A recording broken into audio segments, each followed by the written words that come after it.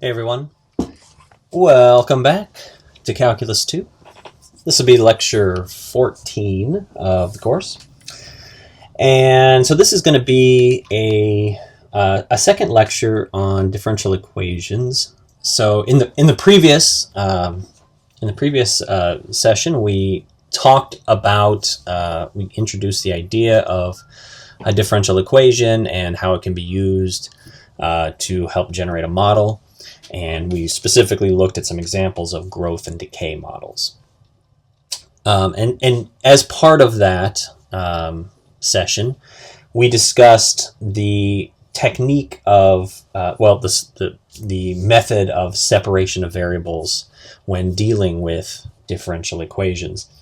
And so in this section, we want to expand upon that further and develop a bit more rigor around what a differential equation solution is, and then do some examples, some kind of non-trivial examples of solving differential equations using separation of variables. Okay, so let's jump into it. We're going to call this section 2.6, differential equations and separation of variables. Okay, kind of a longish title there, but that's okay. All right. Okay, so the first thing we'll need to discuss is, what do we mean? And we kind of hinted at this last time, but more specifically and in more detail, what do we mean by a solution of a differential equation? So what do we mean by a solution of a diff EQ? Okay, so what does that mean, that word solution? So if we think back to algebraic equations, where you have maybe x squared plus 2x equals some number, 10, there's going to be some x that satisfies that equation. In fact, in the case of x squared, there'll be two of them, right? And we say that a certain number is a solution to an algebraic equation if, by plugging that number in to the equation is true, right? The equation basically you end up with a true statement. Okay, so just by way of making this really concrete. So if I have a simple equation like x plus 2 equals 5, this is very basic, right? But x equals 3 is a solution because 3 plus 2 equals 5 is true.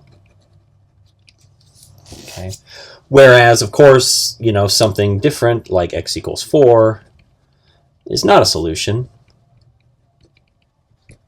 right? Because 4 plus 2 equals 6, which is not equal to 5, right? So it's false, right? The same idea is, we want, the same idea is true for differential equations, except solutions to differential equations are not numbers. Instead, they are equations themselves. So with a differential equation, it goes more like this. We say that y equals f of x is a solution of a differential equation, okay, if the differential equation is satisfied when y and its derivatives are replaced by f of x and its derivatives.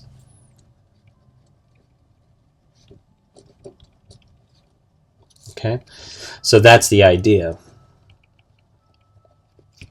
Okay, so in the case of the differential equation, a solution is itself an equation, and differentiating that equation and plugging y and its derivatives into the differential equations will satisfy the differential equations. Okay, so for example, y equals e to the negative 2x is a solution to y prime plus 2y equals 0. Right, so this is a differential equation, and this is a solution to this differential equation. Now, how do we know this is a solution? Well, first we come in here and we calculate y prime. So that's equal to the derivative of e to the negative 2x, right, which is negative 2e to the negative 2x. Okay. Then we can plug this into the diff EQ, right? So this guy plus this guy, when we plug it into this guy, ought to yield a true statement. So let's see here. So we have y prime plus 2y equals 0. So let's plug in y prime, which we just found is negative 2e to the negative 2x, plus 2 times y, which is e to the negative 2x. Okay, is this a true statement? Well, yeah, right? So this is negative 2e to the negative 2x, and this is 2e to the negative 2x. When you add them together, you get 0 equals 0. Okay, so, satisfies, that's what we mean by satisfies. It satisfies the differential equation. Okay, and so, in fact, we would say, so in fact, we would actually call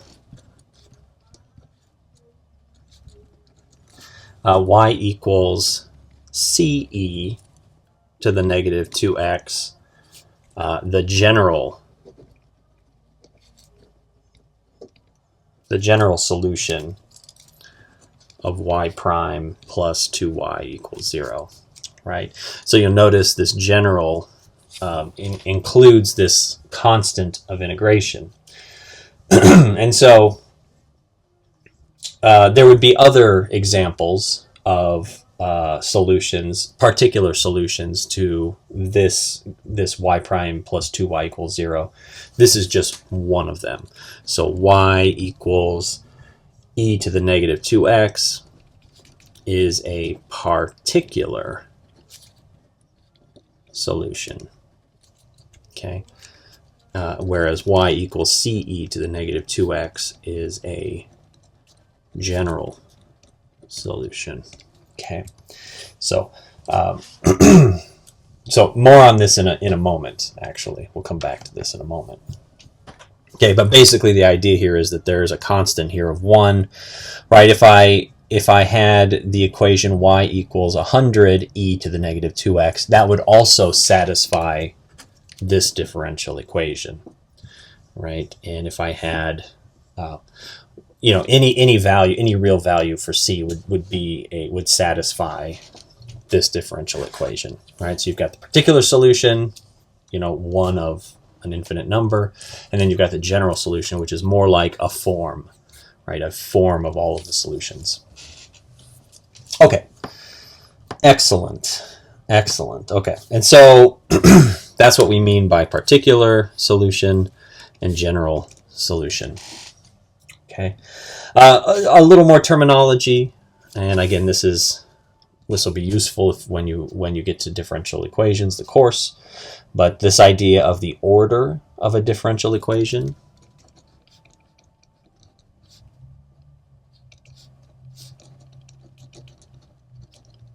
right? We've definitely seen this term order applied all over mathematics. It means one thing in algebra. It means something else in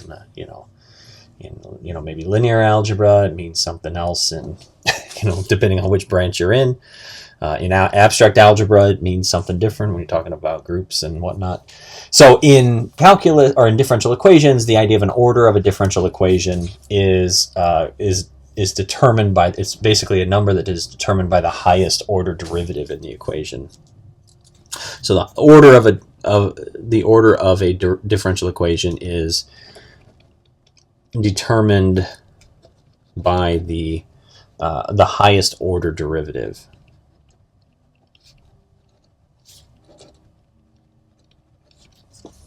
Okay, so for example, y prime equals 4y is first order, right? Because it has a first derivative in it. Y double prime minus 3y equals 0 is second order, right? And this goes on and on. So first order, second order, etc. Okay. Okay, so let's do an example. Talk more about solutions here. Let's get more into the details of what are and are not solutions here. Okay, so I'm going to give you. We're going to write down 3 equations, and we're going to try to figure out which of the 3 is a solution to a particular differential equation. So which of the following functions are solutions to the differential equation y double prime minus y equals 0. Okay, so you got this nice differential equation here. And we're going to lay out 3 examples here. So the first one will be y equals sine of x. Second one we'll test is y equals 4e to the negative x. And then the third one is y equals c e to the x. Okay, so which of these 3 is a solution? All right, so let's test the first one. Right, so in this is a second order differential equation. So that means we need the second derivative, potentially the first derivative as well. In this case, you don't need the first derivative, but you need up to the second derivative here. So we can calculate the derivatives really quickly. Y equals sine of x is the base function. The first derivative is y equals cosine of x. And then the second derivative is y equals negative sine of x, right? So keep those signs straight. Cosine differentiated becomes negative sine. Sine is positive cos. So those are the derivatives. And so all we need to do is test these inside the differential equation and identify one that satisfies it. Right, so y double prime minus y equals 0, right? Just plugging these derivatives in, we get negative sine of x minus sine of x.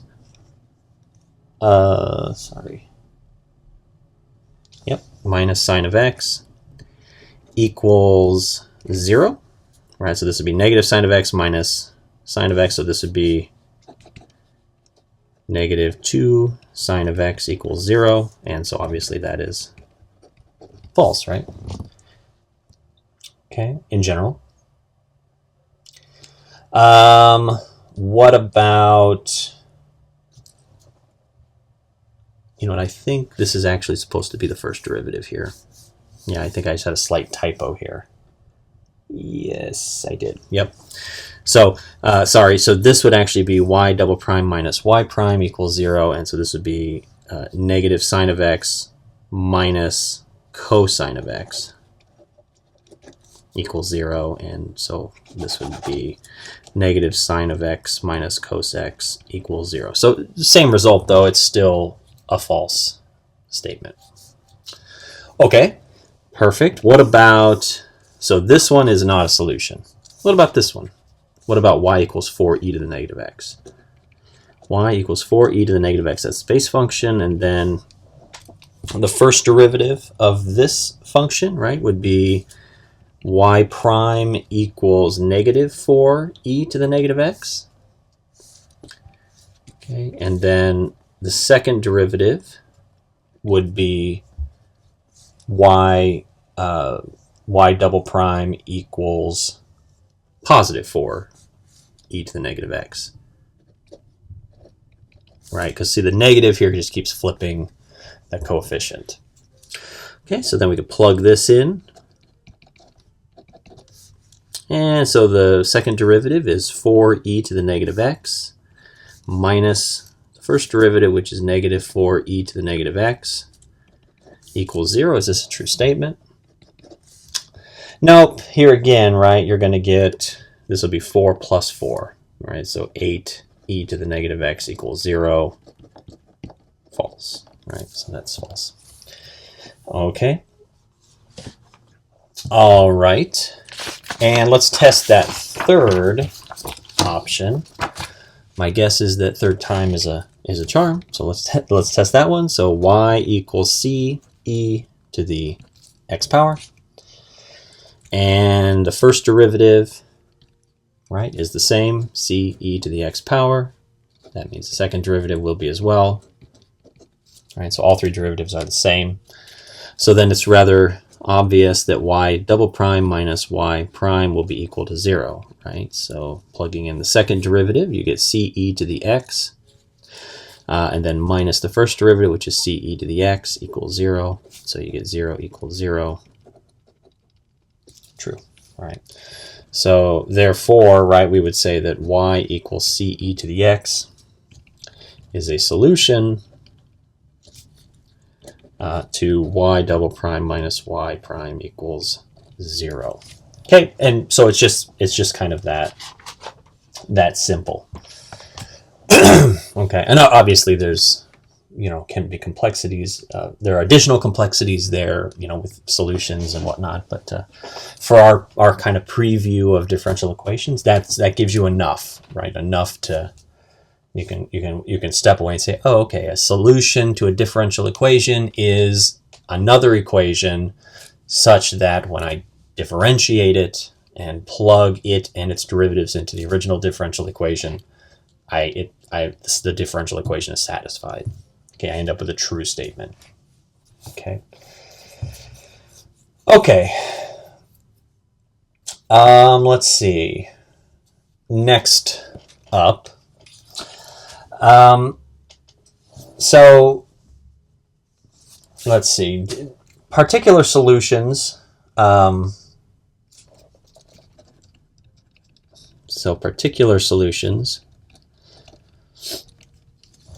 Particular solutions to a differential equation can, so you kind of start, when you're solving differential equations, you sort of start by identifying the general solution, right? And then once you've done that, you can use additional information to identify particular solutions. So particular solutions are obtained typically from what are called initial conditions.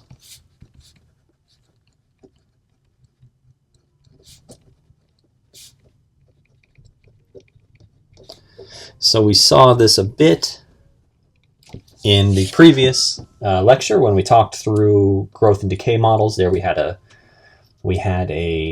couple of examples where the example included some initial conditions like the population at a certain time, or perhaps the starting value of the population, something like that. And we were able to derive particular models, i.e. particular solutions to the differential equation. So these initial conditions will usually consist of two things. So these initial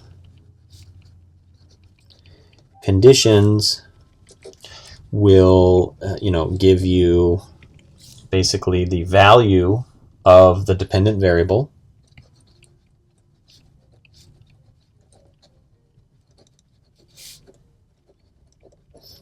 i.e. the y part of it.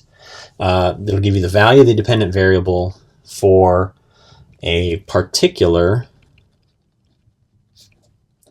value of the independent variable.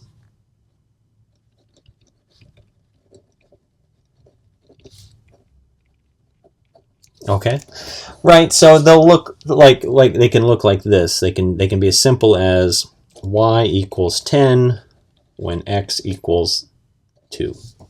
Right. So here x being the independent variable, y being the dependent variable. Frequently they'll look like this: y of 2 equals 10, rather. That's more common, I'd say. Right, so y being the dependent variable, x being the independent variable, and the value of y is 10 when x is equal to 2, right? So kind of a more concise way to write it. Okay, let's do an example of, where we take, a differential equation and a general solution and derive particular solutions. So let's say we've got s double prime of t equals negative 32. So this is our differential equation. And this has a general solution of, we'll say it's st equals negative 16t squared plus c1t plus c2. Right, so this actually is, from physics. This is like a position function, and this is going to be like an acceleration. Right, so this is a, kind of a common setup here. But let's say we have initial conditions. So this is the general solution. Two initial conditions.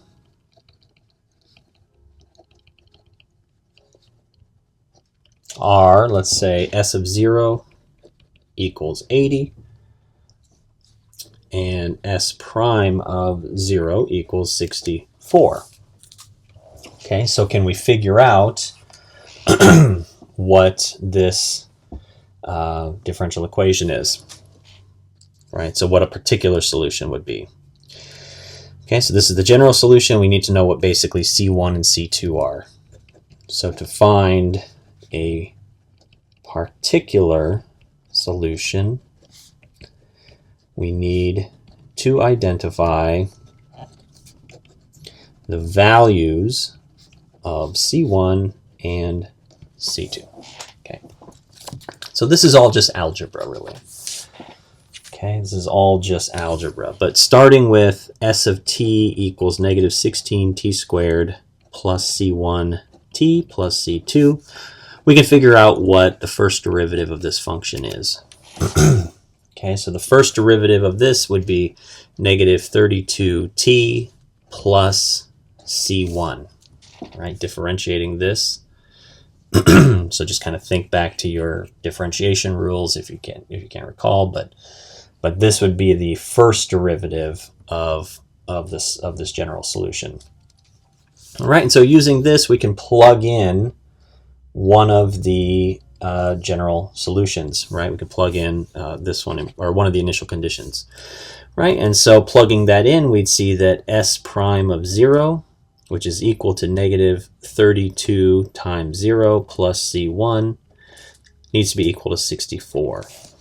Okay, and you can see kind of from this, we can force out that c1 is equal to 64.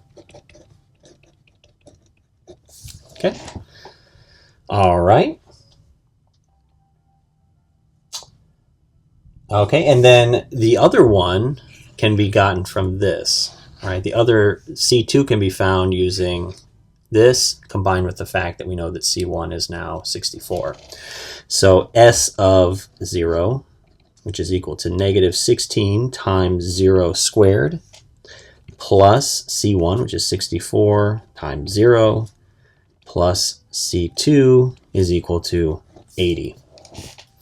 Right, so this is kind of a straightforward example. This is 0, that's 0, right? So C2 must be equal to 80, right? So you've got the two constants identified now. And so given this as a general solution and given these initial conditions, we can derive a particular solution, right, that looks like what? Looks like, right, so given s of t equals negative 16t squared plus c1t plus c2 is a general solution, and c1 equals 64 and c2 equals 80, right, based on the initial conditions.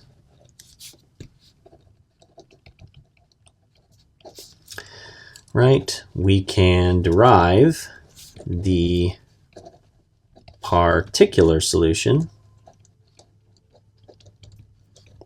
of what? So it's S of t equals negative 16t squared plus 64t plus 80. Okay, so that's the particular solution given the initial conditions. Okay, so that's a very common thing to be. It's a very common activity in the differential equations course, right? Initial conditions, right? So start with a differential equation, identify a general solution, use some initial conditions to identify a particular solution. Okay, it's very relatively straightforward, right? Usually the identification of the particular solution just involves plugging in some initial values and using algebra to sort of force out the value of the constants. Okay. All right. Let's do an example. Another example. Okay, so in this example, we want to verify that y equals c times x cubed is a general solution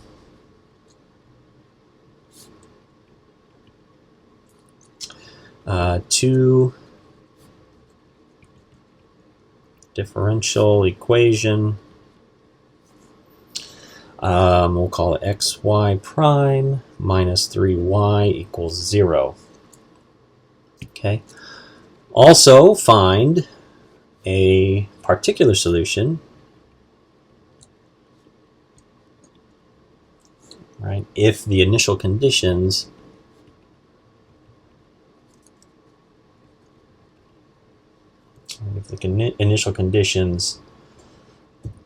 of, let's see, y equals 2 when x equals negative 3 is given. That's an initial condition. Okay, all right, so there's the problem. So verify that y equals c times x cubed is a general solution to the differential equation xy prime minus 3y equals 0. Okay.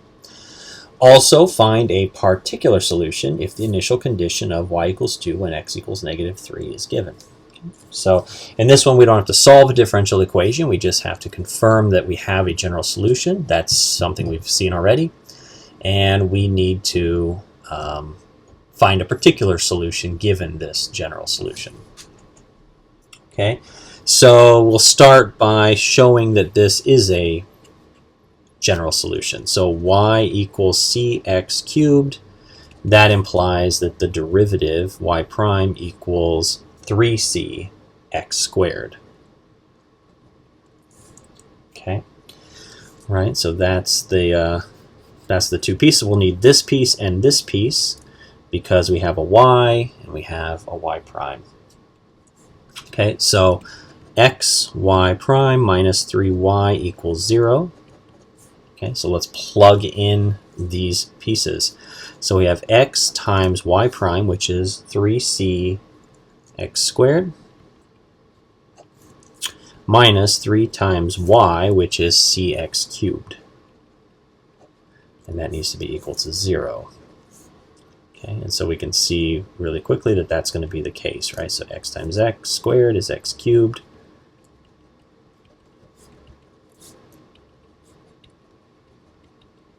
Okay, so we've got that. Good. So we've confirmed that indeed y equals c times x cubed is a general solution. Now, can we find a particular solution? Okay, now find the particular solution. Okay, so given that y equals 2 when x equals negative 3. Okay, so we'll start with y equals cx cubed. Then we just plug in those values, right? So that means 2 equals c times negative 3 cubed And so that means 2 equals c times 27. And therefore, oh, sorry, that's a negative 27, right? And then that means c would therefore be 2 over, well, negative 2 over 27. Okay. Okay, so that means the particular solution, well, a particular solution is y equals negative 2 over 27 times, right, what's the general solution? X cubed. Okay, so that would be the particular solution. All right, very good. Okay, so that's enough on general solutions, particular solutions, and initial conditions, and all that stuff. Okay, so now what we want to do is we want to move on and sort of lay out kind of how separation of variables works. Okay, and then we'll do a few examples.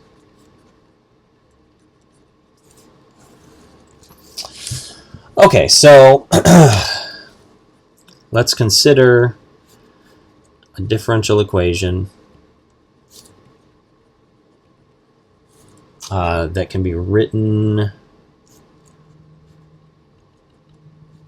as, and we'll do it like this: m of x plus n of y dy dx equals 0. Okay, so consider a differential equation to be written like this. So you've got m is a function of x alone, just x, and plus n as a function of y, just y, times dy dx equals 0.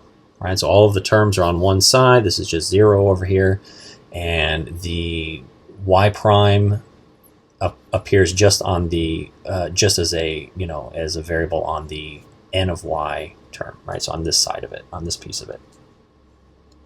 Let me put that in there. So where m is a continuous function of x alone, and n is a continuous function of y alone. Okay. So in this example, this type of setup, basically for this type of equation, all of the x terms can be collected with d of x, and all of the y terms can be collected with d of y, right? So if you have it like this, m of x plus n of y dy dx equals 0, well, then it's a simple thing to subtract this term off of both sides, and you get m of x equals negative n of y dy dx. Then I can multiply both sides by dx, and I get m of x dx equals negative n of y dy. Right? And so remember, this is purely a function of x here. There's no y variables at all in this m function. And similarly, or likewise, n of y is purely a function of y. There are no x variables in this function at all. And so you can see that we have completely separated the two pieces here, right? So we have all the x terms collected on one side, all the y terms collected on the other side, and it would be a simple thing to integrate both sides, right, and to identify the solution in that way. Let's do some examples here, more real world, less like general. So what if I have x squared plus 3y dy dx equals 0? Well, yeah, this is exactly fits this setup, right? So your m of x is this piece, and your n of y is this piece, right? And so I could separate this. I could write this as 3y dy dx equals negative x squared, and then I could further write it as 3y dy equals negative x squared dx. Right, we could just do that. Okay. Another example. What about this? Y prime times the sine of x equals the cosine of x. Okay, so this one looks a little more complicated, not totally straightforward. But notice you could divide both sides by sine of x.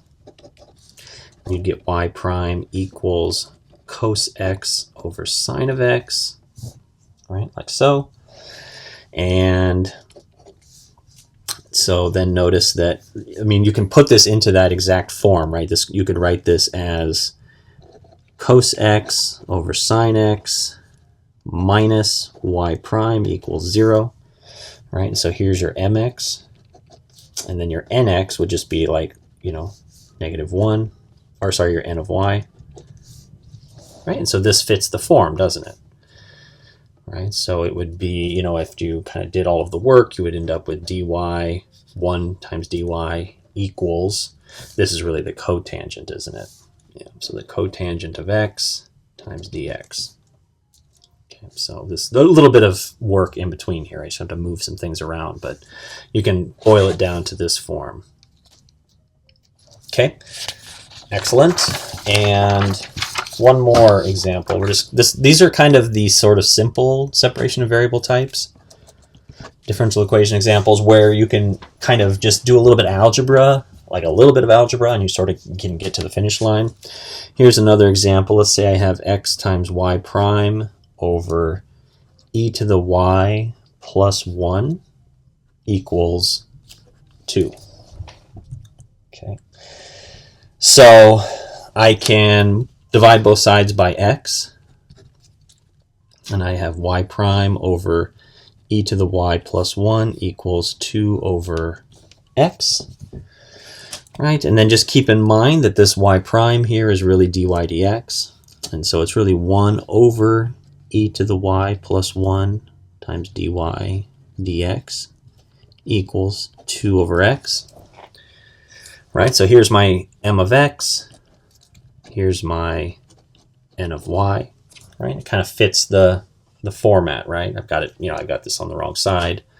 Well, just to make it concrete, if I had -2 over x plus 1 over e to the y plus 1 dy dx equals 0, then this would be my mx, this would be my n of y, right? And I would have the form m of x plus n of y dy dx equals 0, right? So that's the form you need, and if you do that, then you can see how it's separable. So 1 over e to the y plus 1 dy equals 2 over x dx, right? And then we can integrate both sides and solve this thing.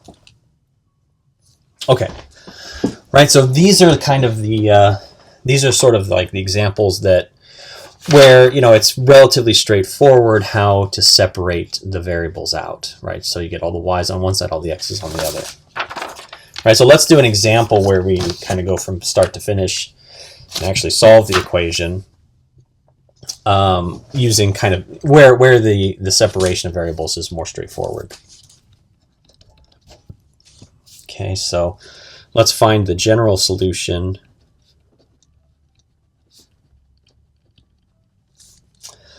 of, and let's say it's x squared plus 4 dy dx equals x y. Okay. Okay, so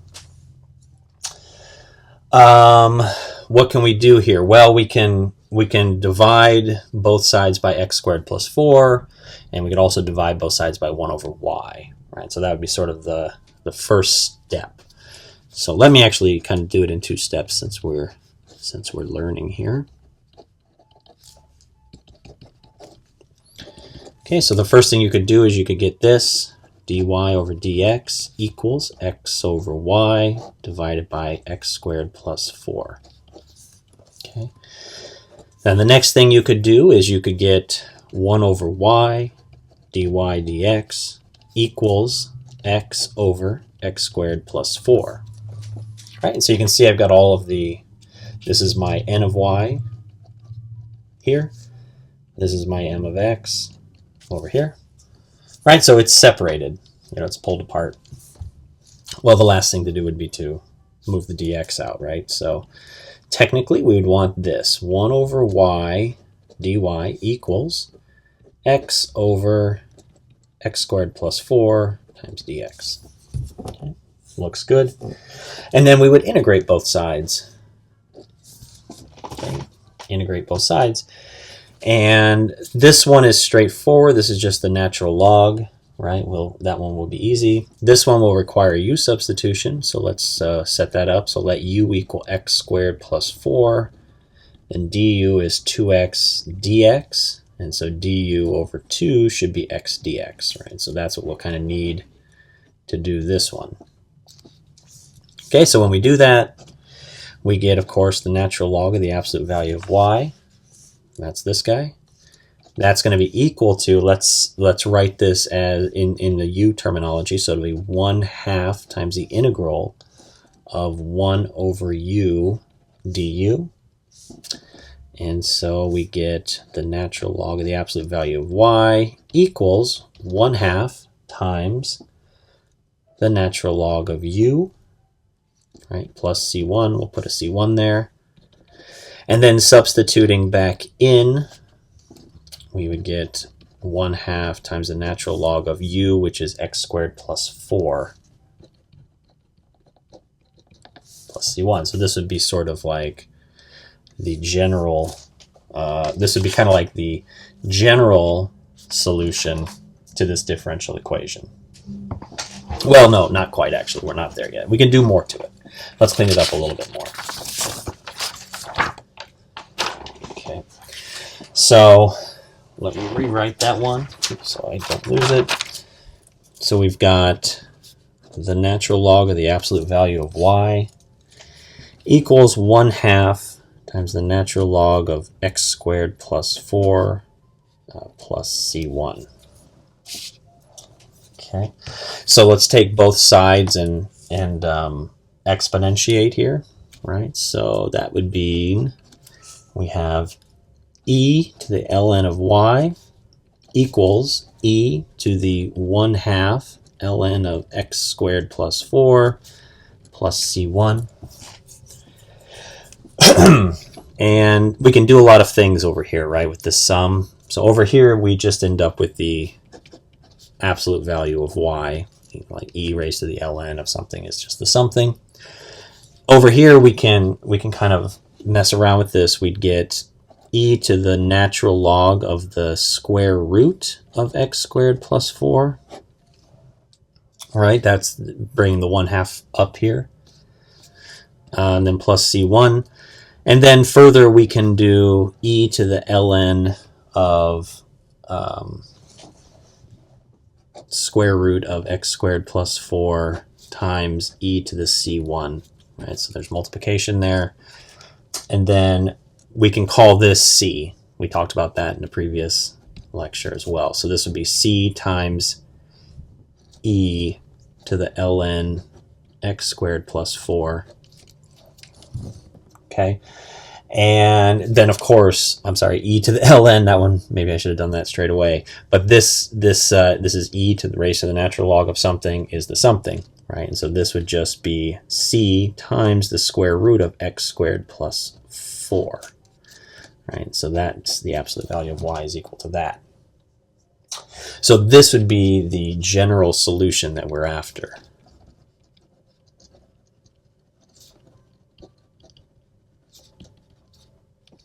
And I guess, we could rewrite this as y equals plus or minus c times the square root of x squared plus 4.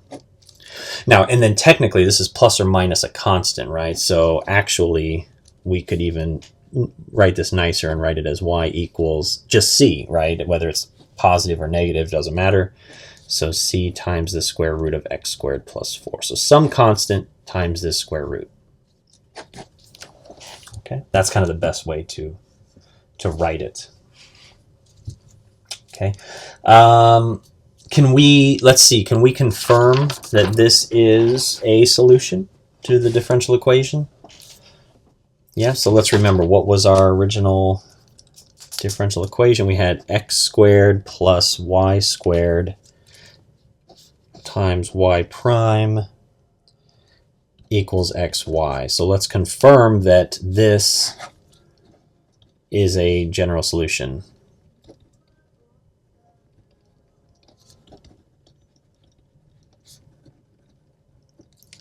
Let's confirm that this is a general solution. Okay, so how do we do that?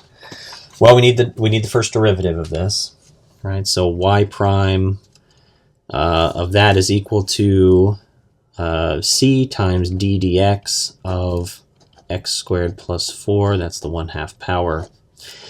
And so that's going to be equal to c times 1/2 times x squared plus 4 to the negative 1/2. And then the derivative of the inside is 2x.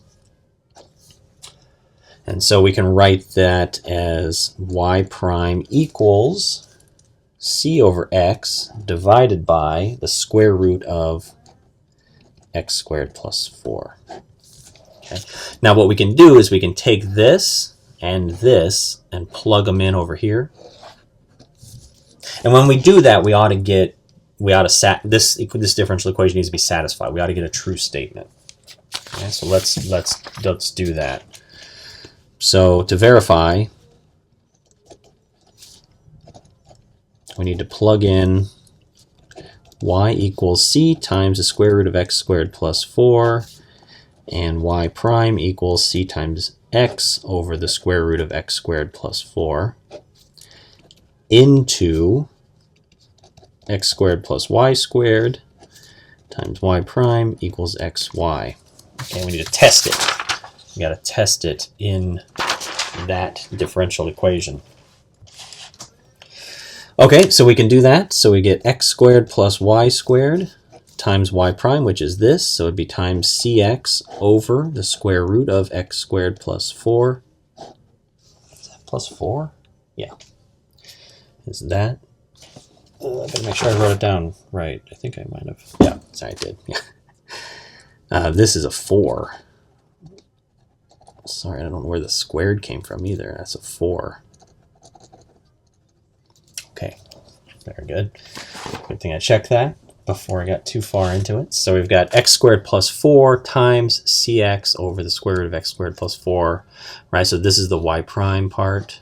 Just making sure we're tracking here. That's equal to x times y, and then y is, of course, this. So that's that part. All right. And then what happens here? Well, this is basically x squared plus 4 on the top, and this is x squared plus 4 to the 1/2 power on the bottom.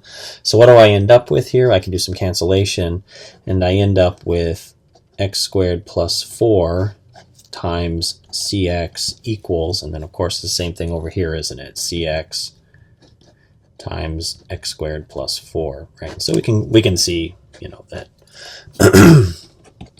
the equation is satisfied.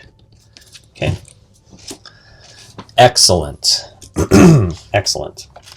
All right. Good. Let's do another example.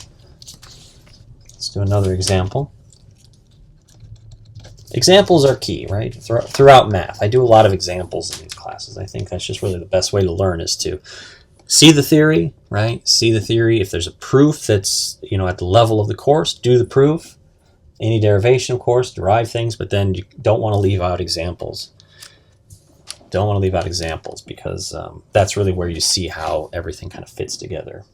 Okay, so given that y of 0 equals 1, find the particular solution of the differential equation. And this is going to be x times y dx plus e to the negative x squared times y squared minus 1 dy equals 0. Okay, so that's kind of an ugly one. Okay, so let's write it down here. So x times y times dx plus e to the negative x squared times this quantity y squared minus 1 times dy equals 0.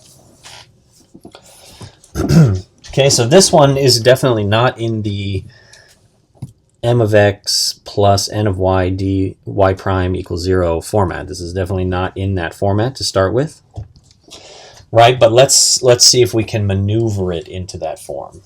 Okay, so the first thing we're going to do is multiply both sides by e to the x squared.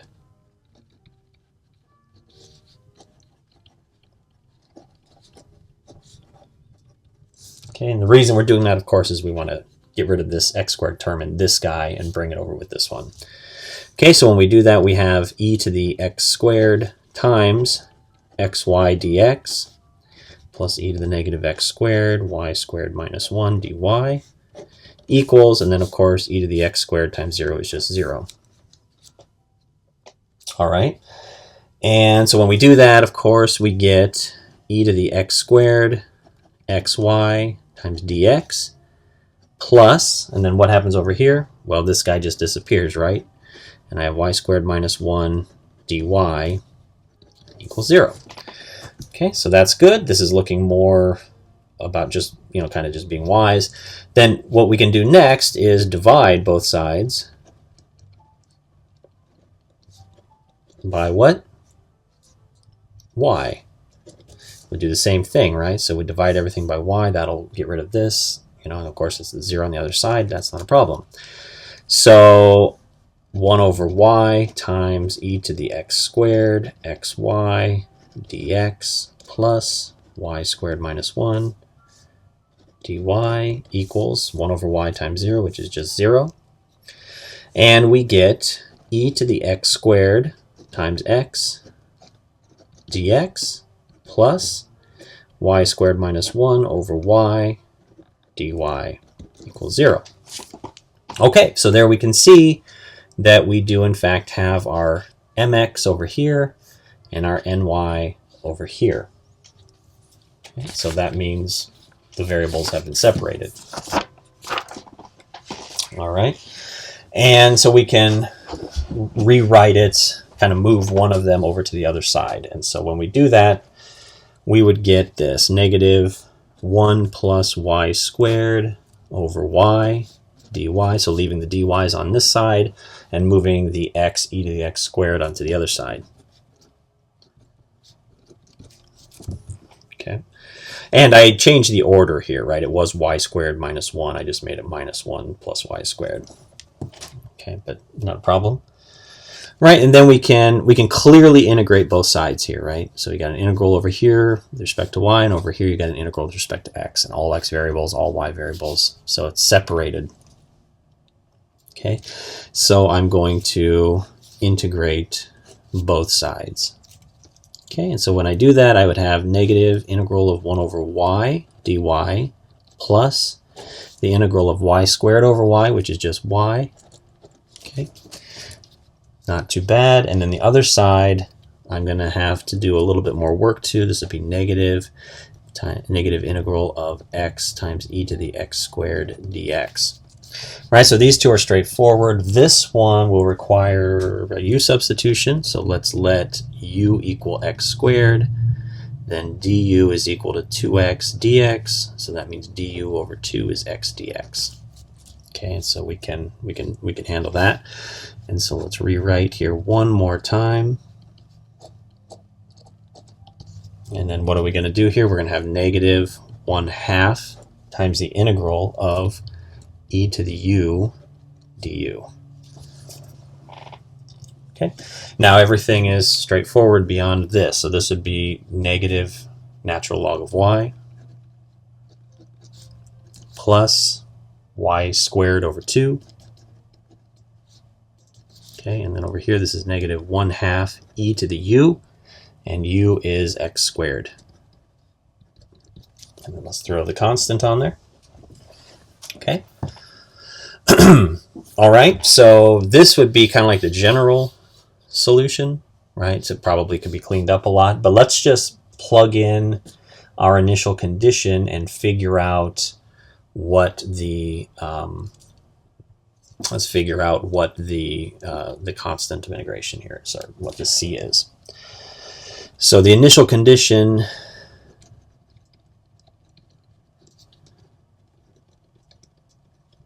that's given is y of 0 equals 1, right? And so remember what that means, right? Y of 0 equals 1. That means y equals 1 when x equals 0. Okay, so we can just plug all of that in here. All right, so we get the negative natural log of 1 plus 1/2 of 1 squared equals negative 1/2 of e to the 0 squared plus c1. Okay, so basically this is 0 plus 1/2 equals negative 1/2 plus c1. Okay, and so a little bit of algebra, well, a little arithmetic at this point, it would just be that c1 is equal to 1, right? You got a half minus a negative half, right? So you bring it over. So c1 is 1. Then, we can crank out the particular solution. The particular solution is, we can write it as y squared over 2 minus the natural log of y equals negative 1/2 e to the x squared plus 1. Okay, so there we go. All right, very good. So that's a good example. Let's do one more example, and then we will break the video and have a part B, because this is well, let's just break the video now and have a part B. We'll go through one more example before we jump into the next topic. Okay.